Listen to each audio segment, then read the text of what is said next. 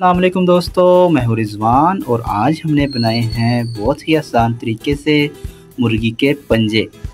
इसको पकाना जितना आसान है उससे कहीं ज़्यादा ये लजीज तैयार होते हैं।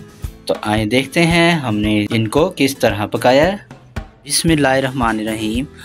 1 किलो हमने पंजे लिए थे, इनको हमने अच्छे तरीके से धोकर साफ़ कर लिया है। इनकी सफाई का मुकम्मल तरीका आप हमारी इस वीडियो में देख सकते हैं। इस तरीके से आप इसकी सफाई करें, बहुत ही आसान तरीका है। वीडियो का लिंक आपको डिस्क्रिप्शन में मिल जाएगा।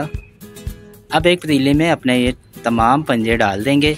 इसमें हमने इतना पानी शामिल करना है कि पंजों से करीब 1 इंच पानी ऊंचा रहे। करीब हमारा 2 लीटर पानी इसमें जा चुका है।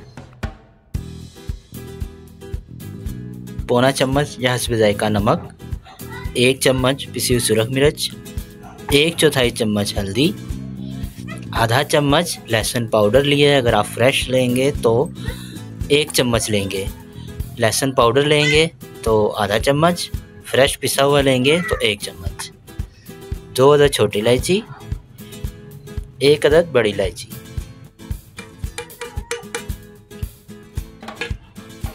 आधा पाव घी या कुकिंग ऑयल शामिल करेंगे। अब इसका ढक्कन लगा देंगे और तेज़ आंच पर उबलने के लिए रख देंगे। तेज़ आंच पर हम इसको पका रहे हैं। इसमें उबाल आ चुका है।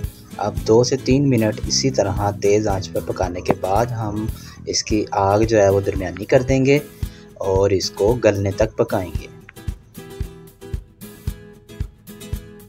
आधा घंटा हमें हो चुका है, तो अब चेक करते हैं।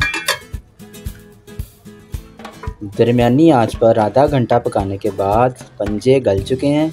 अगर आपके पंजे नहीं गलते तो आप मज़ीद थोड़ा और पका लें। जब पंजे हमारे गल जाएं तो उसमें आधा चम्मच पिसी हुई काली मिर्च शामिल करेंगे।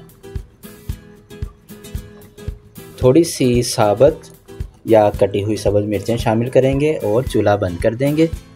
अब इसको ढक कर रख देंगे करीब 5 मिनट।